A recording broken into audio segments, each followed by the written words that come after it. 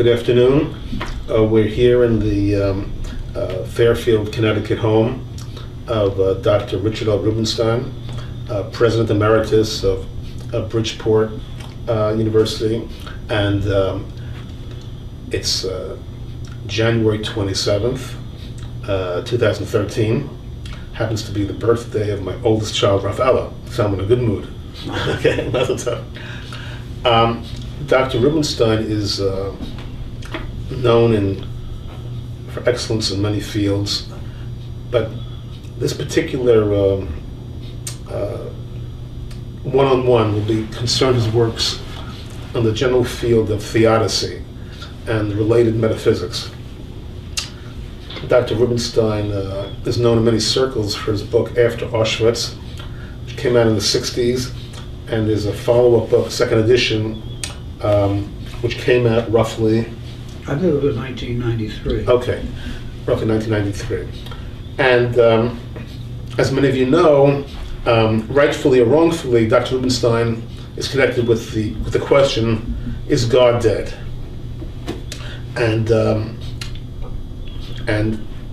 I say rightfully or wrongfully because Dr. Rubenstein is a very sophisticated individual, highly nuanced, and it's his thinking on the subject is probably quite complex. So this is an updated one-on-one with the Dr. Richard L. Rubenstein, and I'm going to start off with the question. At this point in time, Dr. Rubenstein, what is your thinking? Is God dead? Well, Mr. Birnbaum, it's not only at this point of time, it was right from the very start. I came to national attention at a conference on America and the Future of Theology, which was held at Emory University, I believe it was 1965. And I was asked to respond to Thomas Altizer, who was a leading Protestant death of God theologian. There's several things that I said at the time. One of the things that I said was that there's no way one can say that God is dead. One can speak of the death of God as a cultural event. And by that I meant that as far as millions of people were concerned, God had died. And that we were living in a society which was largely godless. And of course I took the Shoah, the Holocaust, as an example of people for whom God was dead. But I also said a couple of other things which resonated with the group. There were about 1,200 people at that conference. I'd say most of them were Southern Protestant pastors and professors of religion. And I said, if God is dead, I will not dance at the funeral. The reason I said that is because Tom Altizer had written a book, the title of which was The Gospel of Christian Atheism. Well, the gospel is the good news. What he was saying is the death of God is good news. And I was saying that it is not good news, and it can only, to the extent that it's true, it can only make things bad and get worse. And that resonated with the group. They understood what I was talking about. But very clearly, I was not an atheist then, I'm not an atheist since. As I mentioned to you in our conversation, in the second edition of After Auschwitz, which I'm proud to say was published by Johns Hopkins University Press, so that there was kind of the vindication that a university press felt that what I was saying was of sufficient seriousness that they could publish it. my final chapter is called God After the Death of God.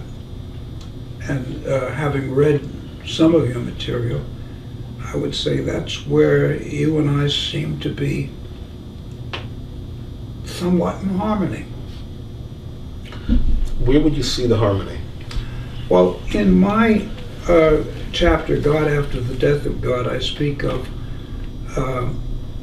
two different kinds of approaches to the relationship of God and the world. One I call a system of gaps, and the other I call a system of continuities. In the system of gaps, God is radically transcendent. So to speak, he creates the world outside of himself. And the best example of this is Calvinism, where God creates the world outside of himself, that there is no connection between his decision to either save or to damn people, and therefore there's no way that people can find a connection to God.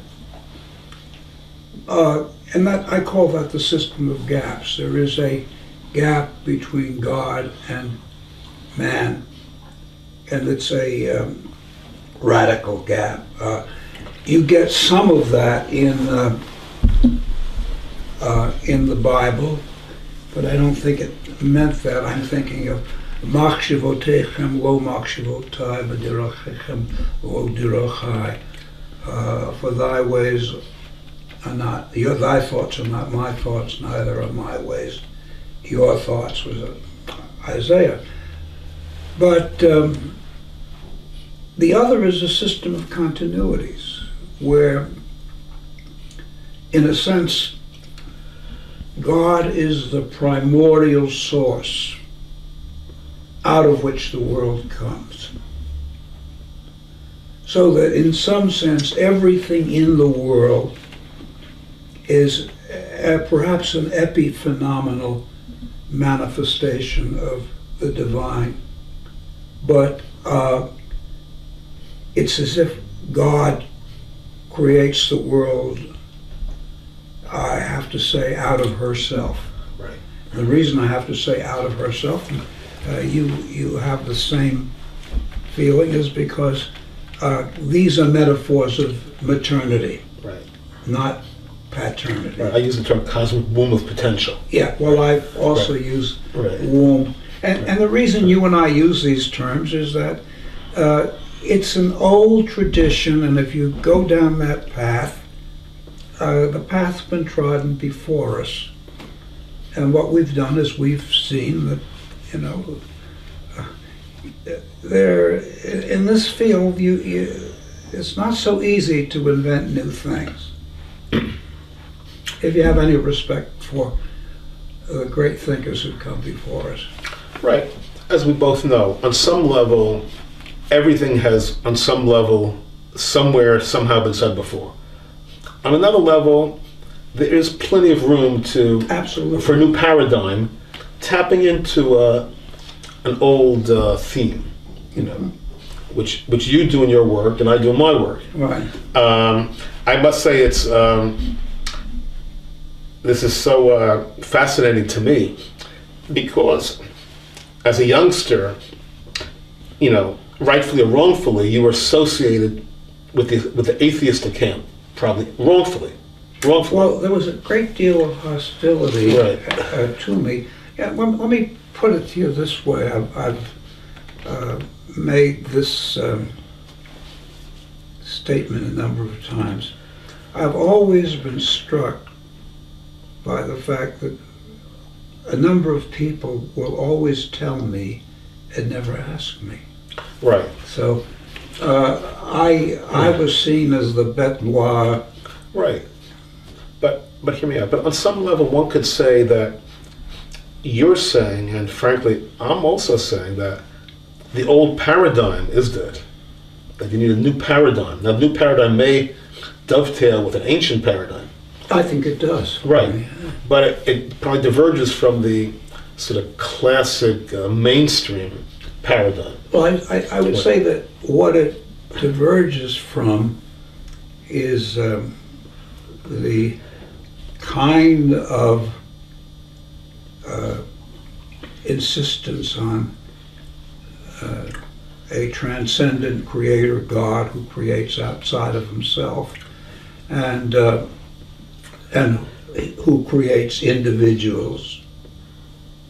And then you've got the question, well, what's the relationship between the individuals and the God? And the answer has to come down to it's a commanding relationship. In reality, you express it in what I've read of your work, that we all go through a process of creation, which is an extension of the way in which divinity has gone through a process of creation. And but I have to tell you one thing. My wife used to tell me, Richard, you owe a great deal to your enemies. And I said, how do you say that? I'm talking about intellectual enemies. She says, well, they taught you how to behave calmly.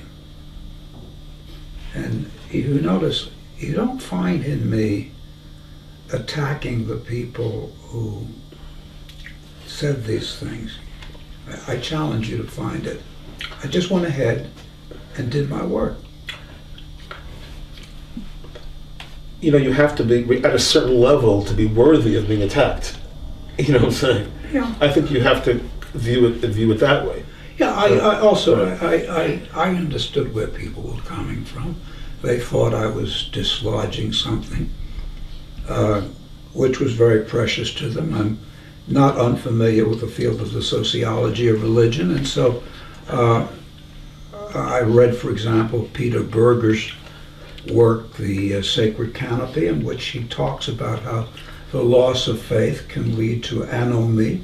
And anomie is one of the most threatening experiences, the experience of meaninglessness and hopelessness. And so I can understand why people thinking I was saying one thing, although they could have asked, Right. that they would see me as just confirming their sense of hopelessness and anomie. Right. That's a very, of course, that's a very could be very disturbing to people. But you didn't say that, you know. Yeah, well, you never said that. Right. Yeah, I did not say that. I might say that the classic sort of paradigm, I would respin it in my terms, is that God is there and we are here. Yeah, I buy that. Yeah. Whereas my paradigm, and it seems like your paradigm, is that it's one continuum. There's one continuum. That's exactly right. Right. That's why I call it a system of continuity.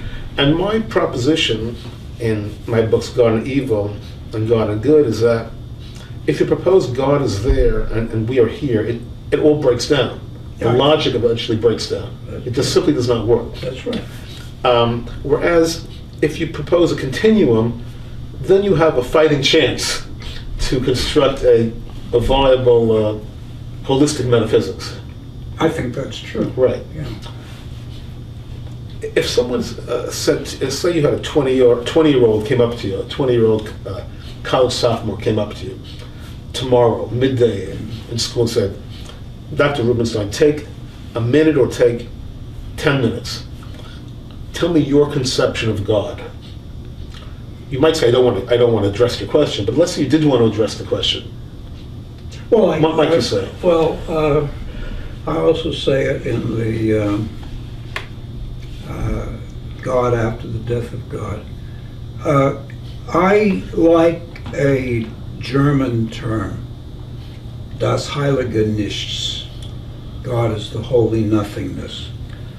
But I go on to say that that nothingness is not a void, but a plenum that is full of all of the potentialities. Now, why do I call it a nothingness?